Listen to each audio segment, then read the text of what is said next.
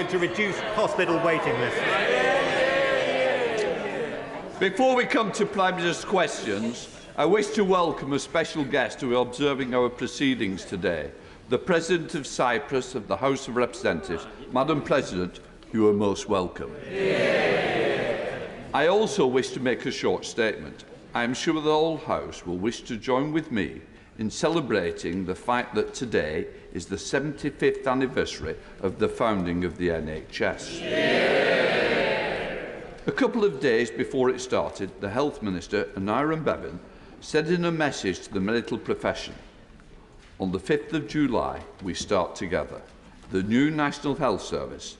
It has not had an altogether trouble-free gestation.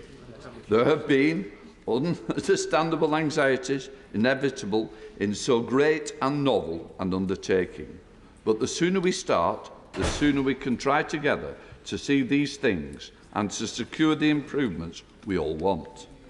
It is fair to say that 75 years later, the NHS still faces challenge, but it is right today that we celebrate an institution which treats over 1 million people a day. In particular, I am sure members across the House want to join me in celebrating the staff of the NHS, past, present and across all our constituencies. To them I say, on behalf of the House, thank you for your outstanding contribution to the health and well-being of us all. And of course, the National Health Service Act is a reminder of the vital role of this House in creating debating legislation as part of a democratic process. So I say to previous MPs, thank you for what you did. We will not forget. Let us now start with Prime Minister's questions. Stephen Metcalfe. Number one, Mr. Speaker. Deputy Prime Minister. Thank you, Mr. Speaker. Well, Mr. Speaker, I have been asked to reply on behalf of my right honourable friend, the Prime Minister, who is actually attending a service right now in Westminster Abbey to celebrate the 75th anniversary of the NHS. And, Mr. Speaker, may I associate myself with your comments. The NHS continues to be a treasured national institution, and I'm sure colleagues across the House in this session will join you in celebrating its values, its achievements, and in thanking staff for their huge commitment to patients. Mr. Speaker, this morning I had meetings with ministerial colleagues and others. In addition to my duties in this House, I shall have further such meetings later today. Thank you, Mr. Speaker. And can I too associate myself with the remarks you made, celebrating the 75th anniversary of the NHS, and on behalf of my constituents and all our constituents, thank them for the work they do day in and day out. Last Friday, Mr. Speaker, I met with a group of residents who have raised a petition to keep the last bank in Corringham Town open. The viability of our town centres is often dependent on the presence of a small number of anchor businesses, such as a post office or a bank. Can my right honourable friend therefore tell the House what action the government can take to ensure that at least one of these maintains a high street presence to support businesses and residents alike, particularly when these organisations have received significant government support? Well, my honourable friend is absolutely right to raise this issue. Banks are a cornerstone of our high streets. Of course, it's ultimately a commercial decision for banks, but I do think it's right that they take into account the views of local communities, and I'm sure the bank in question will have heard the remarks to the House from my honourable friend, and I trust that they will take appropriate action. I now come to the Deputy Leader of the Opposition, Angela Rayner.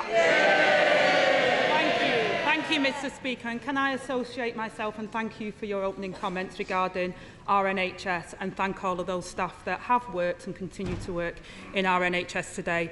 And I'm sure members across the whole House will join me in paying tribute to Lord Bob Kerslake, a decent and kind man who accomplished so much in both local and national government during a lifetime of public service. Our heartfelt condolences go to his family. Mr Speaker, I'm glad to see the right honourable gentleman here today. I think I'm right in saying that I have the pleasure again next week, 2 weeks on the trot. They really have given up. Every day, 4,000 families' mortgages deals expire, 100,000 more since we last met, and millions more next year. Families are sick with worry about the cost of the Tory mortgage bombshell. Do they still claim to be the party of home ownership?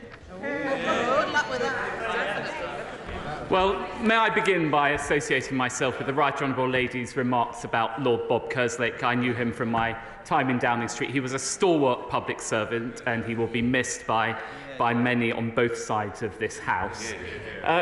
It may come as a surprise to the Right Honourable Lady, but actually some leaders trust their deputies to stand in for them.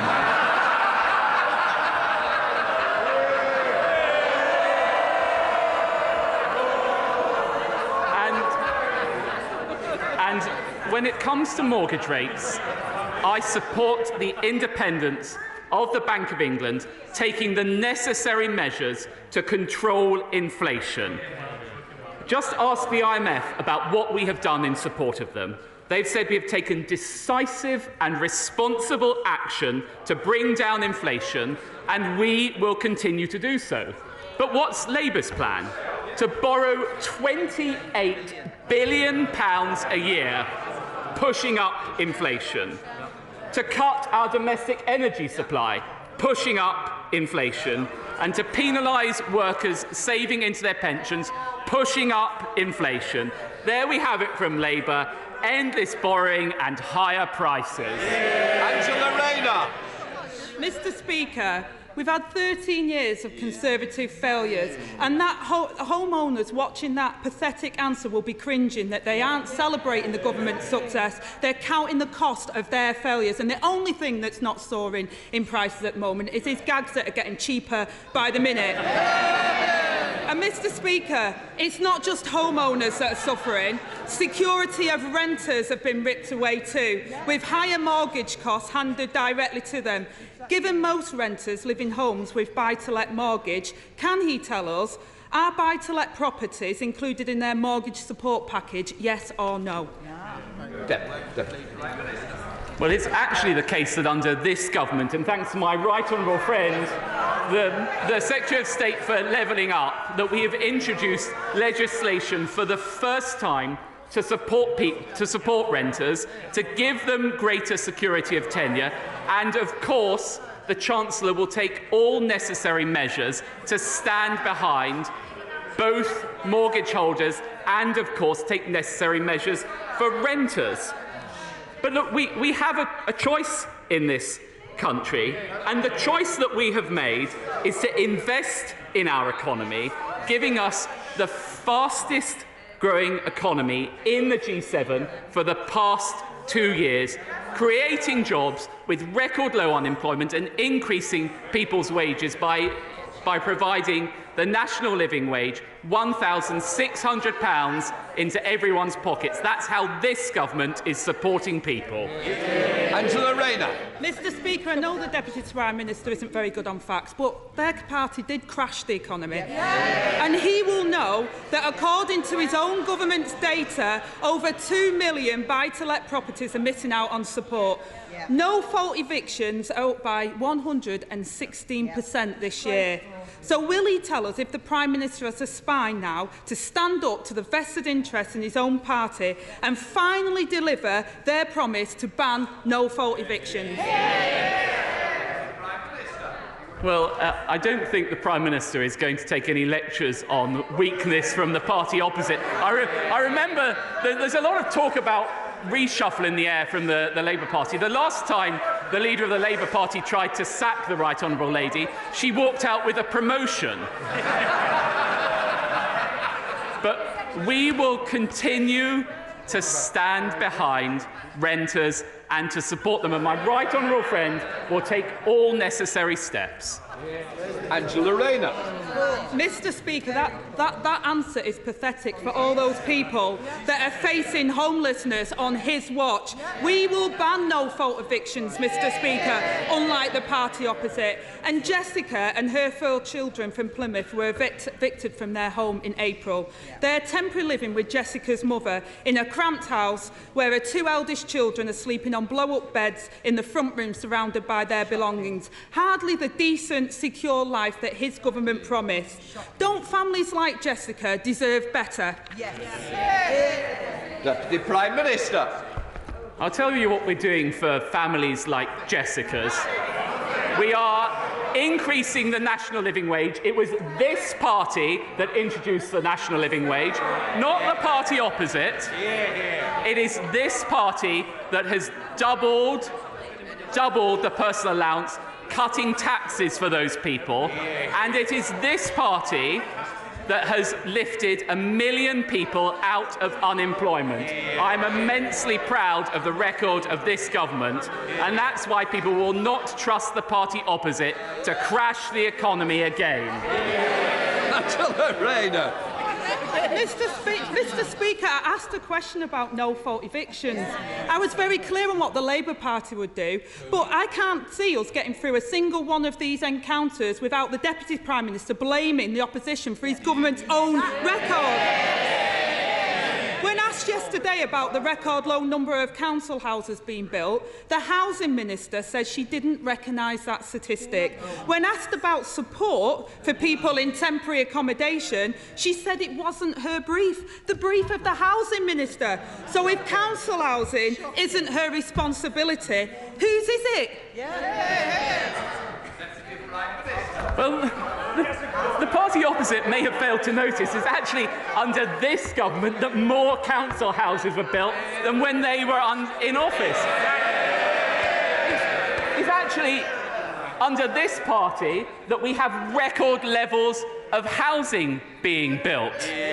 We stand very proudly on the record of this government, but look at what we have done more broadly.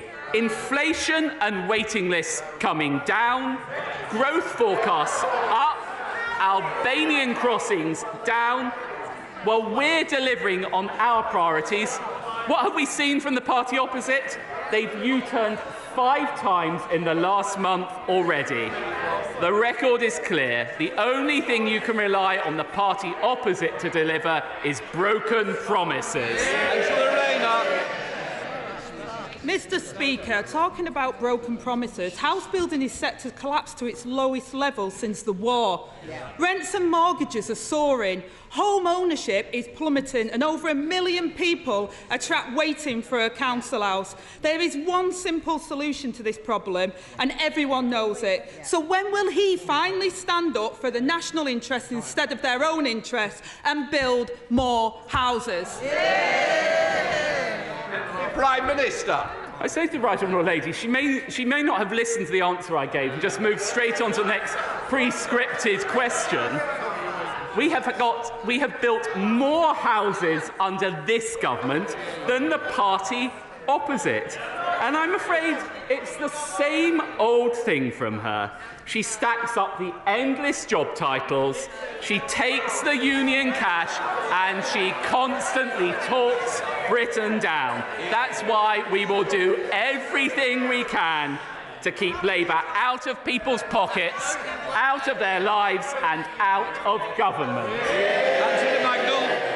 Thank you, Mr. Deputy Speaker. I might respectfully say to the Deputy Leader of the Labour Party, if she wants to know what we're doing on rental reform, she can look at the rental reform bill that this government is introducing. But on a Is that your question? Well, I think you ought to ask your question. My question, Mr. Speaker, is about the Slapton line in my constituency. Can it be right that Natural England is holding back major infrastructure development in South Devon and not allowing us to keep key infrastructure being developed? Well, my honourable friend is absolutely right to speak up for the Slapton line. It's one of the most beautiful roads in the country. I understand that the Slapton line partnership, which includes Natural England and the Environment Agency are working closely with the local community on their plans. We now come to the Deputy Leader of the SNP, Murray Black. Thank you, Mr. Speaker. I would also like to begin by thanking all of the staff in our health services across these Isles. And as we celebrate the 75th anniversary of the health services in the UK, I want to reflect on two quotes from two people. The first one is, it's about using the private sector more, something we should be very comfortable with. The second quote is, people go as NHS patients to the private sector and we could do more of it. Can I ask the Deputy Prime Minister which quote is from the PM and which is from the Leader of the Opposition? Well, Mr. Speaker, may I actually just begin by saying genuinely how sorry I was to hear that the Honourable Lady will be standing down at the next election. She and I joined this House at the same time, and I know she has contributed much to her party and to this place. And may I also say, I'm sure she will wish to join me in celebrating His Majesty King Charles receiving the Scottish regalia, pretty much as we speak.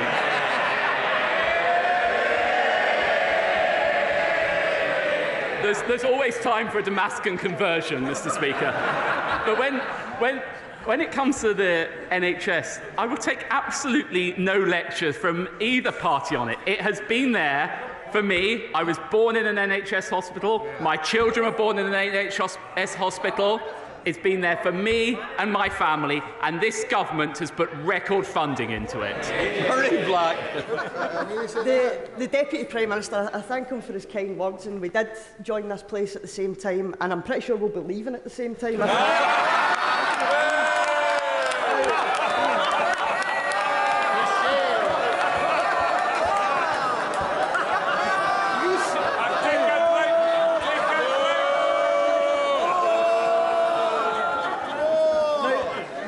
One problem that faces the health service across these Isles is workforce, and research shows that Brexit has worsened the UK's shortage of doctors. Yep.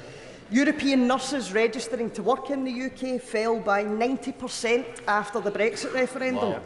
What more will it take for both him and the Labour Party to admit the damage that Brexit is causing our health services? Yeah. Well, it all started off so nicely, Mr. Speaker, but I don't know whether the Honourable Lady has actually been listening to what the government has announced this week. We announced an additional £2.4 billion for our groundbreaking NHS workforce plan. That is the first time in the NHS's history that has happened. And if you look at the record since this party came to power, almost 40,000 more doctors and more than 50,000 more nurses.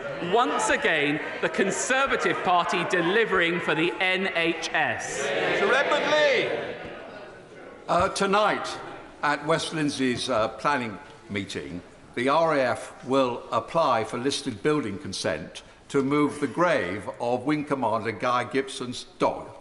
Apparently, the Home Office are quite content for 2,000 migrants to be cooped up next to 1,000 of my constituents living near the base, or actually on the base. But the RAF think it's intolerable that they should leave the grave of a dog who's lain in peace for 80 years. More importantly, will the Home Office start listening to us? If they insist on this proposal, will they put the illegal migrants at a discrete part of the base and let us get on with £300 million worth of levelling up, 100 buildings, many of them listed, a 2-mile-long runway, a spaceport, and let the dog lie in peace? Well, I think my honourable friend knows that we do have to take action to address the unacceptable cost of housing migrants in hotels. And I actually thank him for his constructive approach that he's taken to RAF Scampton playing a role in respect of that. Of course, Home Office ministers will have heard his broader representations, and I'm sure they will respond to him. Sir Geoffrey Donaldson. Thank you, Mr. Speaker. May I, on behalf of my colleagues, extend our deep appreciation to all those past and present who continue to be dedicated to our NHS, including our staff in the health and social care system in Northern Ireland. Mr Speaker, in Northern Ireland, GPs, nurses, doctors and carers are adversely constrained by a lack of sufficient funding for our health service. The Northern Ireland Fiscal Council have highlighted that our allocation falls beneath need, which compounds the difficulty year on year. Can the Deputy Prime Minister assure me of the willingness of the Government to engage on this issue and to ensure that public services get what they need to continue delivering for the people of Northern Ireland? Yes, I'm very happy to give the Right Honourable Gentleman that assurance. As he knows, it is actually the case that the Department of Health in Northern Ireland has been allocated £7.3 billion, an increase of 20 million above 22-23. But of course it is the case that the absence of a Northern Ireland executive is exacerbating the severe challenges that the healthcare service in Northern Ireland is already facing, and a fully functioning devolved government is the right way to deliver the necessary reforms needed for the Northern Ireland Health Service. Thank you, Mr Speaker. Of the 16,700 cases of melanoma diagnosed in the UK every year, sadly over 2,000 will prove fatal. Regularly applying sunscreen is our most effective weapon against this deadly disease, yet the Treasury remains stubbornly opposed to exempting VAT on these life-saving products. As a melanoma survivor, and with a further heat wave expected later this month, will my right honourable friend do everything in his power to remove VAT on high-factor sunscreen to save lives and to support the NHS as they celebrate their 75th anniversary? Well, my honourable friend is absolutely right to raise the dangers of melanoma. As a fair-headed person with a fair-headed family, where I'm acutely conscious of the need to wear sun cream. I won't trespass onto Treasury decisions in this setting, but I know my right honourable friend, the Chancellor, will have heard her representations. Crawley. Mr Speaker, after 13 years of Tory government, this government's record is pretty dismal. Let's consider spiralling out of control inflation, interest rates set to hit 6.5% by the end of the year, energy prices double the rest of Europe, food shortages and strikes across the public sector and NHS, and graduates leaving university today with mountains of debt and little to no prospect of home ownership. Let me ask the Deputy Prime Minister, will he admit his Tory government's failure and urge the Prime Minister to call a general election now? Deputy Prime Minister. Well, rather than focusing on playing politics, we're actually delivering for the British people. I listened to the Honourable Lady's litany. I was interested to note that her leader has been in power for 100 days. And what's their record been? 3 failing First Ministers, 2 unfinished ferries, and a failed deposit return scheme. I think we can all agree the people of Scotland deserve better.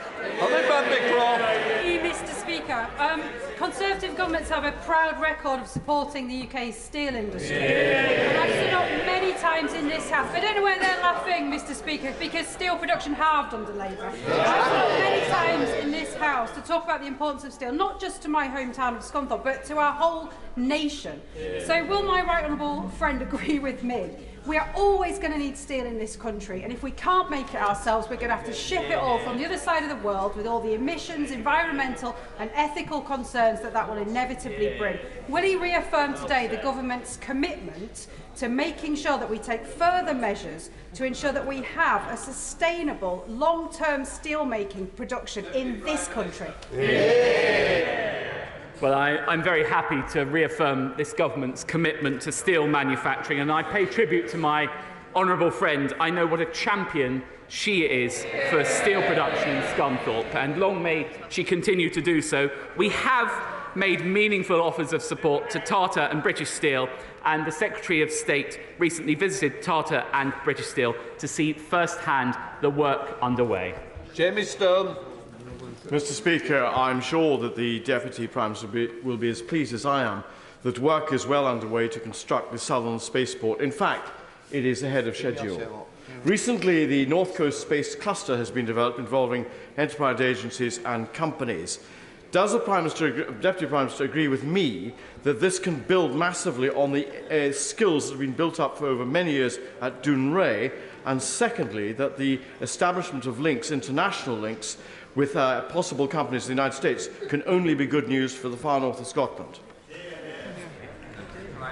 Yes, I completely agree with the honourable gentleman's remarks. The development of this new spaceport is a key part of our ambition to grow the UK's space launch capabilities. And it is the fact that the first 3 years are expected to reach £20 million of investment, creating 40 jobs. And we are working with the United States, particularly through the Technology Safeguards Agreement, to allow UK companies to exchange technology with the United States. Aaron Bell. Thank you, Mr. Speaker. Could I associate myself with your comments about the NHS and pay tribute to all NHS workers, both in Newcastle-under-Lyme and across the country? And on that note, could I welcome the new long-term workforce plan, and in particular the extra 40% places for dental schools? Access to dentistry has been an issue for a number of my constituents.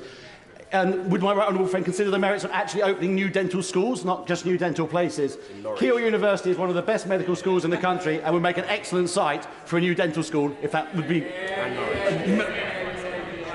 Well, as ever, my honourable friend makes a very strong case for his constituency. As a result of the NHS long-term workforce plan, we are currently assessing capacity at existing dental schools to see whether they can accommodate the expansion in training places. But of course, we retain an open mind as to whether we need further such education facilities. Kim Leadbitter. Thank you, Mr. Speaker. It was a pleasure to join colleagues from across the House this morning for the NHS 75th anniversary park run on this special day. However, my joy was short-lived when I returned to my office to find the usual array of emails from desperate constituents who cannot get a doctor's appointment, a dentist's appointment, access to children's mental health services or proper care for their loved ones. Does he agree with me that, as today's report from 3 highly respected think tanks suggests, after a decade of underinvestment, our beloved health service faces either managed decline under the Tories or a Labour government with a radical new health and wellbeing strategy putting its back on its feet? Well, Mr. Speaker, it may not surprise you to hear I don't agree with that characterisation. Actually, I'll tell you about this government's record on the NHS. Record funding, record doctors, record nurses, record scans, record operations. The only record from the party opposite is in Wales, where they now have the worst A&E waiting times in the country. The only other record is the length of the answers. Maybe we could speed up with Richard Drax. Thank you, Mr. Speaker. Can I associate myself with your comments about the NHS? My constituents in Weymouth and on Portland and I are getting a little tired of being told that placing a migrant barge in our port is in the national interest. It is not in the national interest, nor in ours. This barge, designed for 222, will accommodate 506 illegal migrants, already testing our overstretched resources. It was imposed on us without any consultation. Many concerns, both on the barge and what the 506 young men will do going round a seaside resort at the height of the summer, unmonitored and with little money. Can my honourable friend stop this and ask my honourable friend, the Home Secretary, to do likewise? Well, I'm sure my honourable friend appreciates that we need to reduce the bill of housing asylum seekers in hotels, and we need to look at different measures to accommodate them. Of course, I am very happy to engage with the honourable gentleman. I'm sure the Home Secretary will do as well, to ensure that we can find a satisfactory solution in his constituency that protects his constituents' interests. Arlene Harris. Thank you, Mr. Speaker. Last week, the coroner found that the cause of Luke Ashton's suicide in April 2021 was gambling disorder. Immediately before his death, Luke, bombarded with inducements, placed over 1,200 bets. At no point did the operator intervene. From his previous brief, the Deputy Prime Minister will have extensive knowledge of the harm these inducements cause. So does he agree that the commitments to curb advertising and promotions in the Gambling White Paper do not go far enough to reduce harm and prevent more tragedies like Luke Ashton's suicide? Well, the Honourable Lady will know from our conversations when I was Digital Secretary that I share her concerns about gambling inducements, and indeed I pay tribute to her for her campaigning on this issue. I think we have got a very good set of proposals in the gambling white paper, and that sits alongside the 2019 NHS long-term plan, which committed to 15 specialist units across England to support those with gambling addiction by 2024. So I think we have good proposals in place. Smith. Thank you, Mr. Speaker. May I draw the House's attention to the fact that we have the Chief Minister of His Majesty's Government of Gibraltar in the gallery, Fabian Picardo. Can I seek an assurance from the Deputy Prime Minister that as the UK-EU negotiations with regard to the border between Gibraltar and Spain continue, that the sovereign, freely expressed opinions of the Gibraltarian people to remain British will be protected, as well as their security and economic interests? Well, I'm very happy to give my honourable friend and indeed the First Minister of Gibraltar exactly that assurance. This government will always stand up for the people of Gibraltar and their right to determine their own future. Gerald Jones. Thank you, Mr. Speaker. Sarcomas are cancers that can affect any part of the body, inside or outside, including muscles, bones, tendons, blood vessels and fatty tissues. Sarcoma is rare. 15 people diagnosed every day in the UK, around 5,300 around the UK, including families in Merthyr Tydfil and Rumney. Awareness is low, and as this is Sarcoma Awareness Week, could I ask the Deputy Prime Minister if he'll meet with me and families affected so that we can discuss what more the government can do to raise awareness and vital funds for research going forward? Well, I'm very happy to give that commitment. I think probably best on behalf of health ministers. And indeed, one of my colleagues in Downing Street, who was the Prime Minister's PPS, sadly died of that disease. So I have a great awareness of it, and it's important that we continue to raise its profile. Last week, as an alumni of Durham University, I had the pleasure of going to the installation of Dr. Fiona Hill as the new Chancellor. Dr. Hill started in Bishop Auckland, couldn't afford a school uniform to go to the high school when she got a scholarship, finished up working in the White House, and is an example of social mobility beyond it. That's what she's going to be championing as the new Chancellor. Could I ask me to encourage the Secretary of State for Levelling Up to work with me and the Left Behind Neighbourhoods APPG to do everything we can to support her? Well, I join my honourable friend in relaying the government's congratulations to her, and I will ensure that the Secretary of State hears the representations that he made. Stephen Doherty. Mr. Speaker, universities in Cardiff and indeed across the UK are home to world-leading research and innovation, but thousands of jobs and huge amounts of expertise are now at risk because of the government's dithering in negotiations over Horizon. The FT reported last week that Sir Paul Nurse, Nobel laureate and head of the Francis Crick Institute, describing the delays as absurd and damaging science and damaging the country. So is the government still committed to negotiating a deal? And if they are, why don't they get on with it? Well, since we agreed the Windsor Framework, we've had very constructive discussions on Horizon, but the difference between my party and his is that we won't accept a deal at any price. We will wait until we get the best deal for the British people and British universities. Karen Bradley. Very much, Mr. Speaker.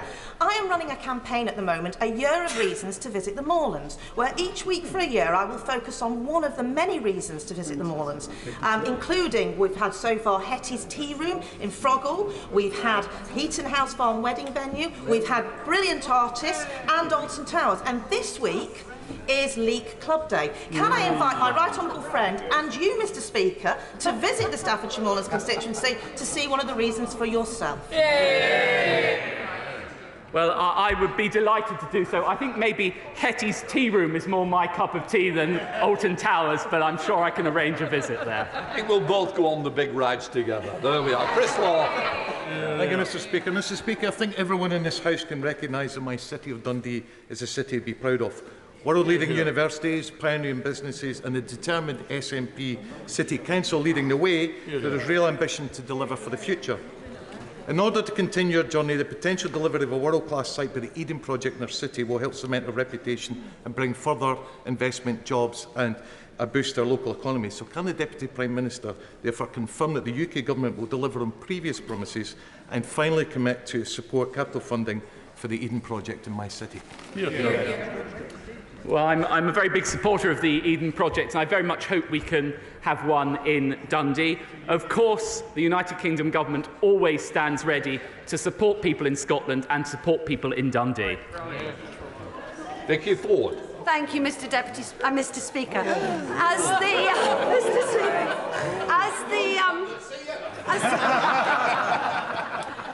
As the child of two NHS doctors, the sister of an NHS doctor and the wife of an NHS doctor, can I also say thank you to everyone who works in our NHS? And will my right honourable friend send particular congratulations to the medical students from the new medical school at Anglia Ruskin University in Chelmsford who are graduating as doctors in a couple of weeks' time. It's the first time we've ever trained doctors in Essex. It's been hugely successful. Will he meet with me to discuss doubling the size of our medical school?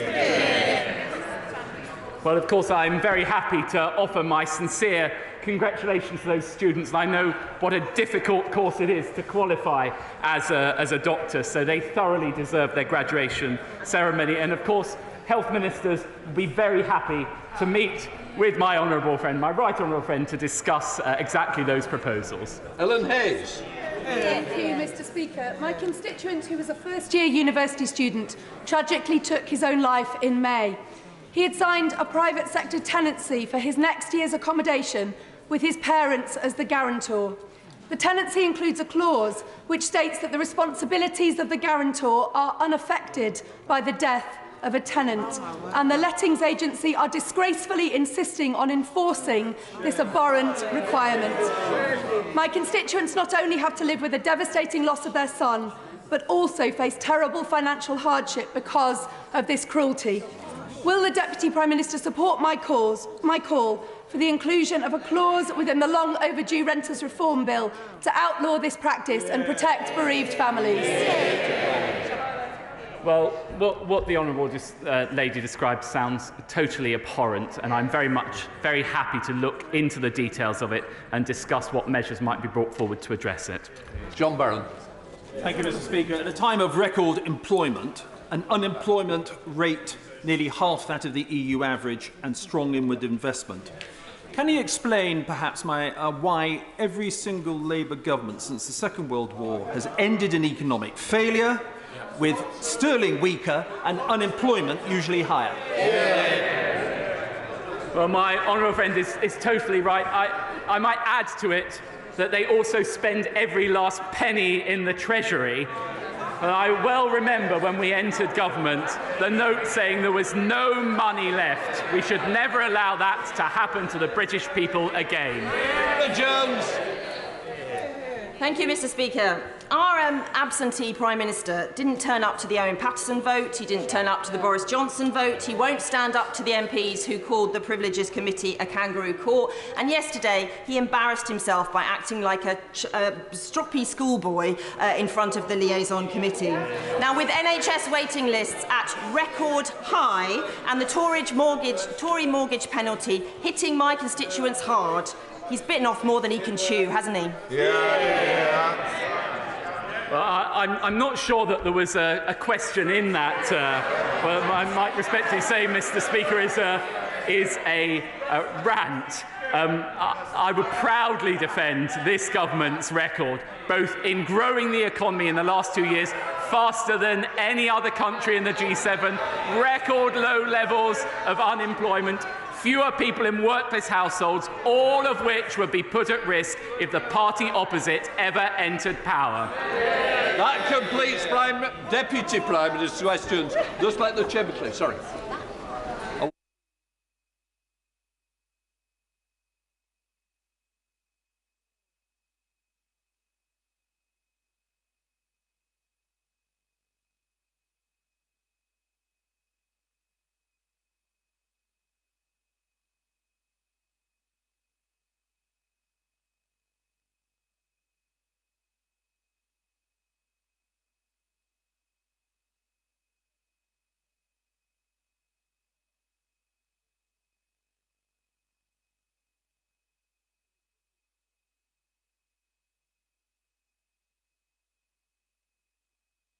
Order done,